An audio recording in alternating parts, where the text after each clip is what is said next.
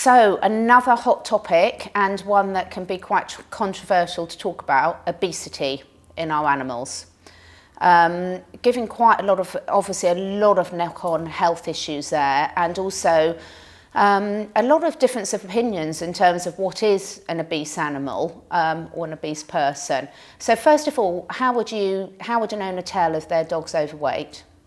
What are some basic checks they should do? That depends on the breed. Yeah. So some breeds are naturally skinny, and their normal weight is look like they're skinny, like a typical hound. Yeah. Then you have muscular animals like a pug, or let's say a bulldog, Old English bulldog, that is always carrying a bit more weight because it has much more muscle, and in a muscle you can carry more water and fat. Yeah. So that's not so easy to say. But if you know your animal well, and if you can touch the last two ribs, if the last two ribs are visible, let's say, and you can touch them and you can feel them, but without really rubbing on them, then this is normally the normal weight. But again, there's a big warning signal that different animals have a different body fat level, different breeds. So for some that can be overweight, for some that can be normal. Okay. Yeah? But of course we are not talking about real obese. We are talking about the balance between, or the level between what is normal weight and what is already overweight. Yeah. And I wouldn't call overweight obese. No. So obese starts to, it's more of a definition I would use for animals that have already the side effects to carrying extra weight.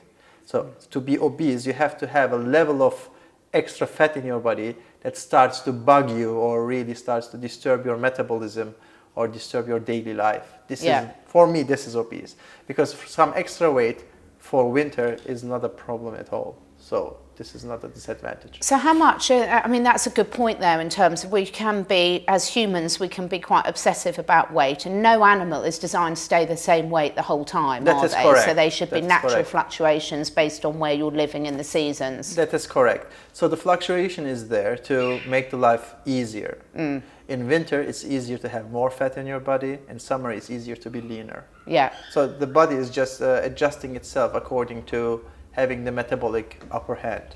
Yeah. The problem is, if the animal's body sees abundance all the time, it would always like to keep the extra energy for the worst days. Yeah. Right? So this is bringing us to the obesity. But the obesity cannot be just leveled to just caloric intake and how much energy it's used, the output. Because there are so many hormones playing roles, or heavy metals, or different pesticides in the food, from there to lack of sunlight, lack of prey interaction, let's say hunting, the psychological part of it, you know, and these are all playing a role in the road to obesity. Yeah. So what are some of the common problems that you might see health-wise with a dog that is overweight? Well, restricted mobility, that's the first thing.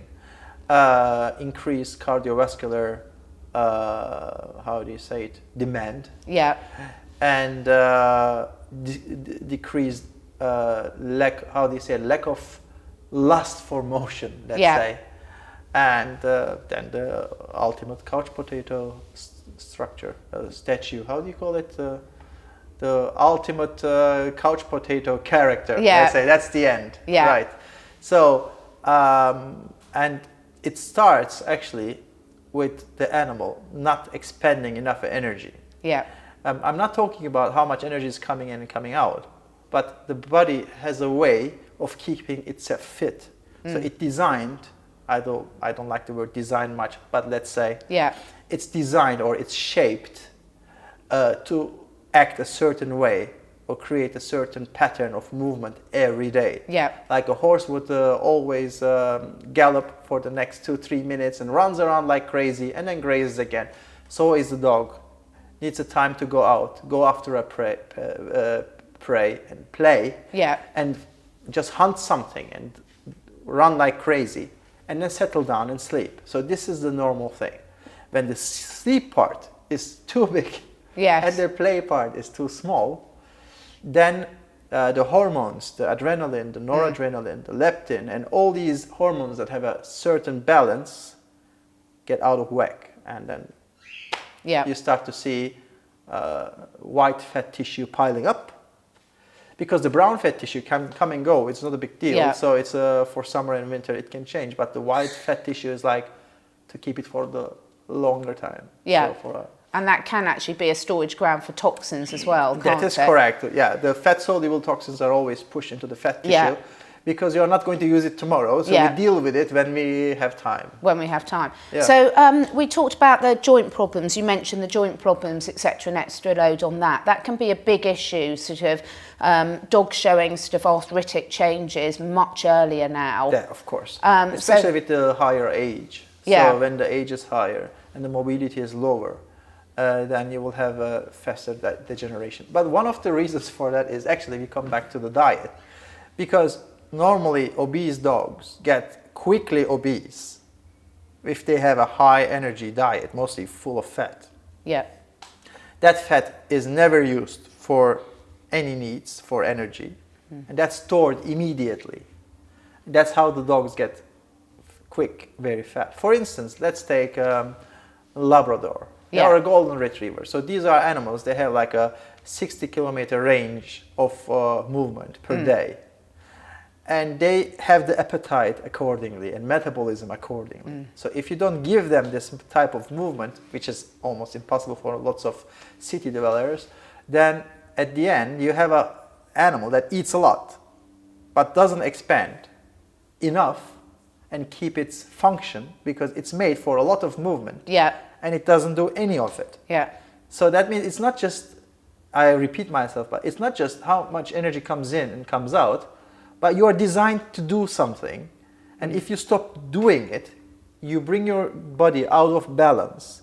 And what about the food choices though? Because it's not just the amount of food you're doing, it's the quality of what's in there and the quality that the body needs to feed itself to stay vital. Yeah, that is correct. For instance, we come back to the topic taurine. Yeah. But for instance, taurine reduces the amount of fat that is stored in the body. So if your food is more rich, let's say, in protein and taurine than fat, your body starts to not just lose fat because there's not enough energy, but your body actively tries to get rid of the extra fat you have in your body because the hormones say, no, we don't have enough room anymore for that. We don't want that. Yeah. Yeah. For instance, you have extremely obese animals or extremely obese cats, for instance, really obese, that were nurtured and all that stuff. Then their hormonal system is totally out of whack. The leptin cannot control the amount of fat anymore. The body stores as much as it gets. Yeah. And when the mobility issues start, then the energy expenditure drops even more. Yeah. Then it really skyrockets from there.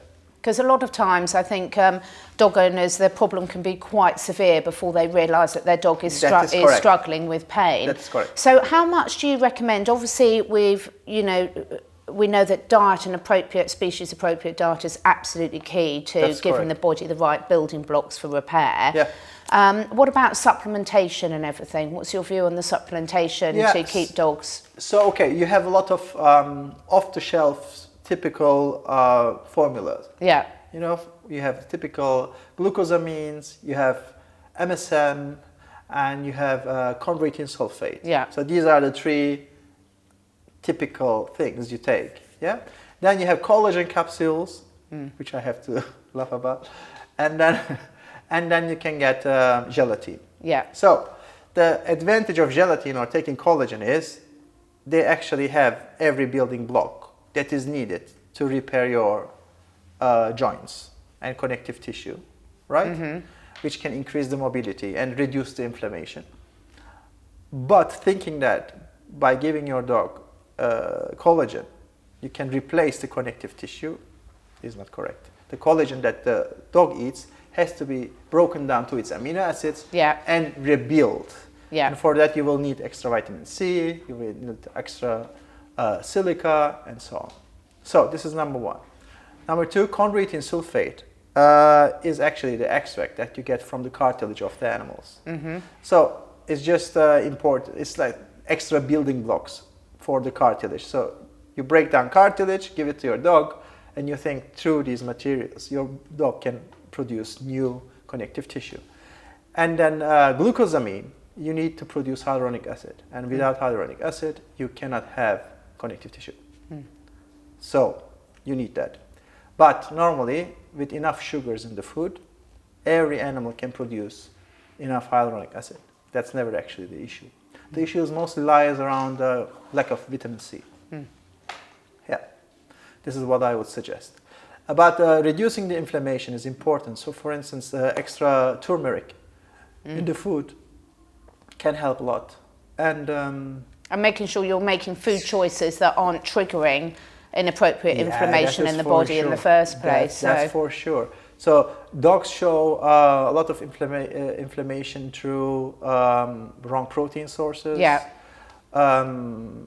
Very low quality chicken is one of the biggest reasons, or bad beef. And yeah, we are coming back to the industrial food that is fed to the animals that we feed to our dogs. So it's like a whole ecosystem of bad choices result in joint problems, diabetes. And, There's sensible steps of really good nutrition choices, removing the toxins from the body, getting the inflammation down. That's correct. And bringing the joy back into its exercise routine so it naturally wants to do more. Yeah, so if we can get just a bit mathematical, 1 gram of body fat, when it's burned, the body fat, not oils or fat, body fat, it yields 8 kilocalories. Yes? Let's say our dog is eating 500 kilocalories per day. So if we can just make it use 5 more grams of fat, we cut a lot of fat in a very short time. And that we can do with calculating how much movement we need for extra movement to get rid of the fat. And it calculates like maximum 20-30 minutes of extra walk or a short game or just meeting of other dogs and just getting more interactive and social with other dogs. That help a lot to reduce the stress and get rid of the extra calories. That's the easiest way to lose weight for a dog. Great.